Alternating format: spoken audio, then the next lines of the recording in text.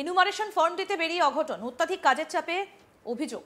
কাজের মাঝেই cerebral attack মহিলা বিএলওর। গুরুতর অসুস্থ হয়ে পড়ায় হাসপাতালে ভর্তি করতে হলো বিএলওকে। তার স্বামী জানিয়েছেন এসআইআর এর প্রবল কাজের চাপে নাজেহাল হয়ে পড়েছিলেন, মানসিক চাপ বাড়ছিল, সেই কারণেই এই অঘটন ঘটেছে। বুধবার পৌনে 11টা নাগাদ এসআইআর এর ফর্ম বিলি করতে গিয়ে মাথা ঘুরে পড়ে গিয়েছিলেন বিএলও তপতি বিশ্বাস। হাসপাতালে ভর্তি করলে চিকিৎসক জানান সেরিব্রাল আক্রান্ত হয়েছেন তিনি।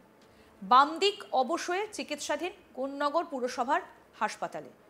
আরও জানা গিয়েছে উত্তরপাড়া বিধানসভার 279 নম্বর বুথ কোন্নগর পুরসভার 19 নম্বর ওয়ার্ডে বিএলওর দায়িত্ব পালন করছিলেন কোন্নগর নবগ্রামের বাসিন্দা বছর 60-এর তপতি বিশ্বাস। তিনি অঙ্গনওয়াড়ি কর্মী। তার স্বামী প্রবীর বিশ্বাসের অভিযোগ এসআইআর এর ফর্ম বিলি আবার ফেরত নেওয়া।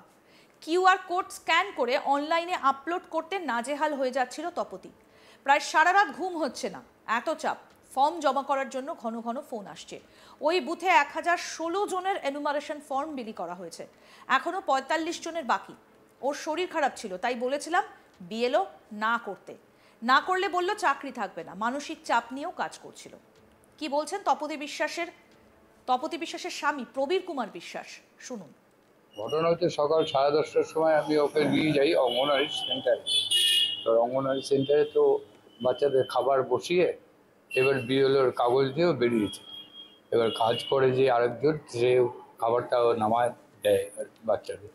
এবার ও বিএলওর কাজে 3 জন ফর্মটা নিয়ে লিখেছে, দেখার পরে নিয়ে গেছে। তারপর আবার ফর্ম জমা দেওয়ার লোকে ও 4 জনকে না 3 জনকে দিয়েছে। দেওয়ার পরে এই চাপ সবসময় বলছে আমি পারছি না, আমার মাথা ঘুরছে। কালকে রাত্রে 2:30টার সময় তো উঠে এইসব লিখেছে, ফর্মগুলো ভিতরে স্ক্যান করেছে, এইসব করেছে। করার পরে সে ভোরবেলা 5টার থেকে আবার আরম্ভ করেছে। এই করার পরে ওখানে নিয়ে এসে তখন ওখানে মানে মাথা ঘুরে পড়ে গেছে প্রায়। তখন একজন ধরে ফেলে, একটা কাজে বেরিয়েছিলেন, বিএলও কাজই করছিল। করার পরে ওইখানে ধরে ফেলার পরে সঙ্গে সঙ্গে এইখানে নিয়ে আসা হয়। ওখানকার ছেলেরা আছে সেক্রেটারি, ওরাই ধরে নিয়ে গাড়ি করে তাড়াতাড়ি এখানে নিয়ে এসছে। এই মাতৃসদন এখানে নিয়ে এসে ভর্তি করিয়েছে।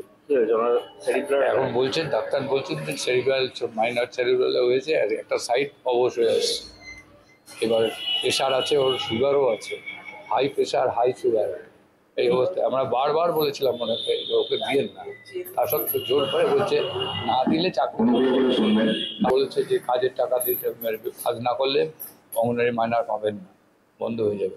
ওই ভয়তে এরা আতঙ্কে এইসব করে যাচ্ছে। কত বছর বয়স ওনার 60। তা অনেকবার বলেছি যে ওনার অসুস্থ, প্রেসক্রিপশনও দেখিয়েছি ওখানে সুপারভাইজারদের। তখন বলার পরে বলছি যে না করতেই হবে, এগুলো আমাদের উপরে চাপ, না করলে অ্যারেস্ট হয়ে যাবে, নাহলে আপনার চাকরি চলে যাবে, পয়সা পাবে না। এইভাবে ভয় দেখিয়ে তখন বাধ্য হয়ে তখন করছে। তারপর বলতে আমারও শরীর খারাপ হয়ে গেছে, ওর পিছন ঘুরতে ঘুরতে, যে ও এখানে যাচ্ছে, আমি ভয়ে ভয়ে ওর পিছন যাচ্ছি। আবার ওর আর্থ্রাইটিস বাতও আছে, তারও ওষুধ। এসআইআর এর কাজের চাপ থেকে কি প্রচণ্ড চাপ, প্রচণ্ড। রাত্রে ঘুমাতে পারে না, রাত্রে 11টা নেই, 12টা নেই, 2:30টা নেই, সবসময় ফোন করছে তাড়াতাড়ি আপনি পাঠান, মানে স্ক্যান করে পাঠান। কালকে রাত্রে 2:30টায় 8খানা করে তারপরে একটুখানি ঘুমিয়ে আবার 5:45টার সময় উঠে আবার আরম্ভ করেছে এই স্ক্যান করা। এইভাবে ওকে অত্যাচার করে এই অবস্থাটাই খারাপ করে দিচ্ছে। মানে মূলত এসআইআর এর কাজ করতে কাজের চাপের জন্যই ওনার এই অবস্থা। 100%। কে হন উনি আপনার? আমার ওয়াইফ। প্রবীর তপতির এক মেয়ে আছেন, তিনি একটি স্বল্প বেতনের চাকরি করেন। প্রবীরবাবু শ্রীরামপুর হেস্টিংস জুট মিলের শ্রমিক ছিলেন, বর্তমানে অবসর নিয়েছেন, তাই স্ত্রীর চাকরি ভরসা। তপতির দেওয়ার বাবুলাল বিশ্বাস বলেন এত নেটের সমস্যা, স্ক্যান করতে পারছে না ফোন, আর তা না হলেই টেনশনে পড়ে যাচ্ছেন। সম্পূর্ণ টেনশন থেকে সেরিব্রাল অ্যাটাক হয়েছে। কি বলছেন তপতি বিশ্বাসের দেওর বাবুলাল বিশ্বাস, শুনবো সেটাও। ঘটনাটা সকাল থেকে ওনারা এসআইয়ের কাজ করছিলেন 19 নম্বর ওয়ার্ডে, কোন্নগর 19 নম্বর ওয়ার্ডে। তো সেখান থেকে অসুস্থ বোধ করে এবং অসুস্থ বোধ সেখান থেকে নিয়ে আসে আমার দাদা, এখানে এনে অ্যাডমিট করা হয় কোন্নগর মাতৃসদনে। এই মাতৃসদনে অ্যাডমিট করার পর কোনো there no responsibility of administration, central administration BLO. আচ্ছা, এখনও ডাক্তার বলছে সেরিব্রাল অ্যাটাক হয়েছে, সেরিব্রাল অ্যাটাকে ওনাকে চিকিৎসা রাখতে হবে কিন্তু এতটাই অবস্থা, অর্থনৈতিক অবস্থা এত বাজে যে আমি এইমাত্র 5,000 টাকা দিয়েছি, ওষুধ কিনে দিয়েছি 1,800 টাকার। এই অবস্থায় আমি সুপারভাইজারকে আমি বলেছি যে আপনাদের কোনো রেসপন্সিবিলিটি নেই, আপনি এসে দেখে যান, এখানে এসে বলে যান, দেখে যান পেশেন্টকে কি অবস্থার মধ্যে রয়েছে। হয়েছে ঘটনাটা ওখানে ওই টেনশনে হয়েছে। উনি কি বিএলওর কাজ করছেন? বিএলএর কাজ করছিল। কি নাম ওনার? তপতি বিশ্বাস। আচ্ছা, 19 নম্বর ওয়ার্ডে 19 ওয়ার্ডের বিএল, কোন্নগর 19 নম্বর ওয়ার্ডের। মানে কি মানসিক?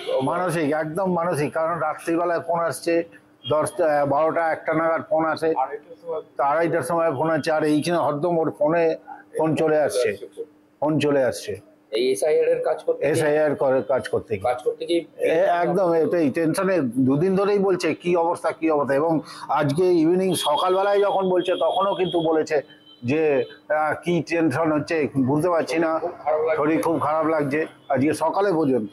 দুজনকে দেওয়ার পরে দিয়ে তারপর কি হলো? তারপরে উনি গেছেন ওখানের স্পটে, ওখানে এসআইআর কাজ করতে করতে অসুস্থ বোধ করেছে। ইলেকশন কমিশন থেকে তারা কেউ এসে কোনো রকম কোনো রেসপন্স নেই। কোন্নগর মাতৃসদন হাসপাতালের ডাক্তার সঞ্জয় সুদ বলেন, ওনার হাই সুগার এবং হাই ব্লাড প্রেশারের কারণে সেরিব্রাল স্ট্রোক হয়েছে। আমরা সিটি স্ক্যান করে দেখছি, তবে ওনার জ্ঞান আছে, এখন অবজারভেশনে রাখা হয়েছে। নিয়মিত চিকিৎসার মধ্যে ছিলেন না, ওষুধও খেতেন না, সেই কারণে সুগার এবং প্রেশার নিয়ন্ত্রণে ছিল না। কি বলছেন সঞ্জয় সুদ ডাক্তার, শুনবো। আমি ওনার ট্রিটিং ফিজিশিয়ান, এখন কনসিয়াস আছেন। আর যেটা ওনার প্রভিশনাল ডায়াগনোসিস, এখন যেটা প্রাথমিকভাবে আমরা বুঝতে পারলাম, ওনার সুগার আর ব্লাড প্রেশার কন্ট্রোলে ছিল না।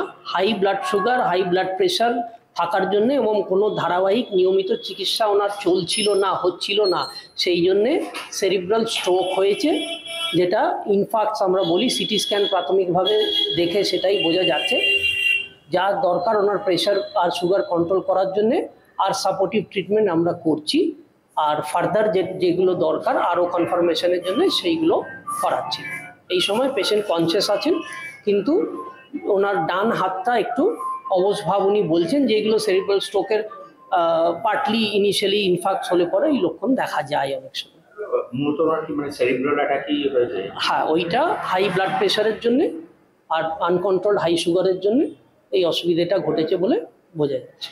কেন এই ধরনের এরকম হয়? যেটা বললাম, প্রপার কন্ট্রোলে ওনার ছিল না সুগার আর প্রেশার। চিকিৎসা উনি ঠিকমতো ওষুধ নিয়মিত নিতেন না, উনি প্রপার চেক আপে ছিলেন না, সেটাই মেন কারণ। মানসিক চাপটা থেকে না, মানসিক চাপের জন্য ডিরেক্টলি হয় না। আনকন্ট্রোল হাই প্রেশার আর হাই সুগার বহুদিন থাকলে সেরিব্রাল স্ট্রোক একটা ইভেন্ট হতেই পারে, মোস্ট লাইকলি তার জন্য। আরও আপডেট পেতে দেখতে থাকুন আজ তাক বাংলা। সাবস্ক্রাইব করুন, নোটিফিকেশন পেতে বেল বাটন অপশন প্রেস করুন।